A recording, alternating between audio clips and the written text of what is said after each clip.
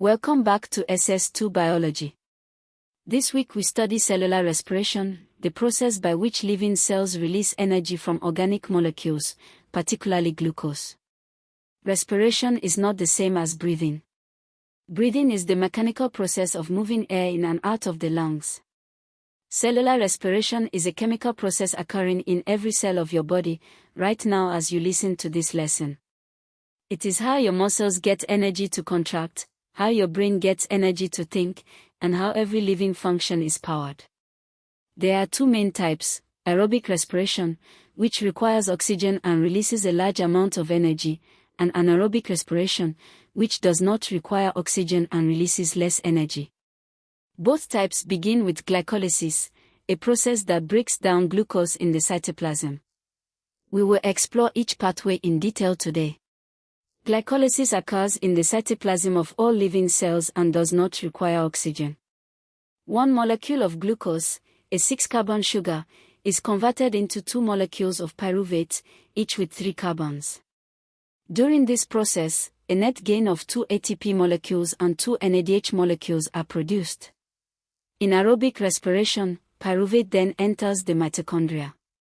First, in the link reaction, each pyruvate is converted into acetyl-CoA, releasing carbon dioxide and NADH.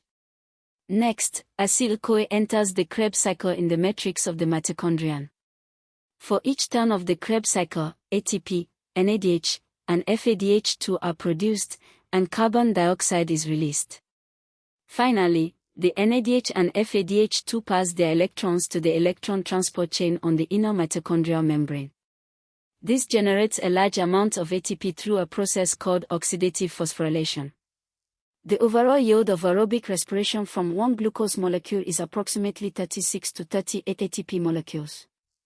The waste products are carbon dioxide and water. The overall equation is C6H12O6 plus 6O2 6CO2 plus 6H2O plus energy, ATP.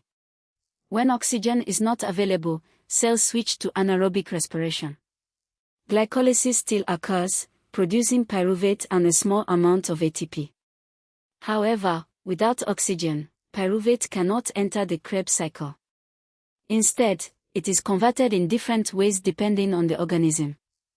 In yeast and some microorganisms, pyruvate is converted to ethanol and carbon dioxide. This process, alcoholic fermentation, is used in the brewing of burukutu, the traditional beer in northern Nigeria, and in the baking of bread where CO2 causes dough to rise. In animal muscle cells, when oxygen runs short during intense exercise, pyruvate is converted to lactic acid. This is lactic acid fermentation. The buildup of lactic acid in your muscles during a sprint is what causes the burning sensation.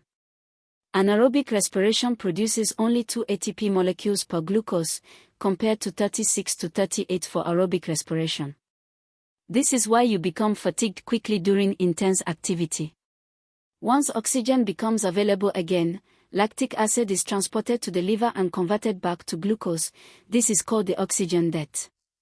Let us compare the two pathways. Aerobic respiration occurs in the cytoplasm and mitochondria, requires oxygen, produces 36 to 38 ATP, end products are CO2 and water, occurs in most cells under normal conditions. Anaerobic respiration occurs only in the cytoplasm, does not require oxygen, produces 2 ATP, end products are either ethanol plus CO2 in yeast, or lactic acid in animal cells. For WAEC, practice drawing a flow diagram of respiration, glycolysis to link reaction to Krebs cycle to electron transport chain. Know where each stage occurs, what is produced at each stage, and the total ATP yield. Be able to write both equations and explain the significance of the oxygen debt.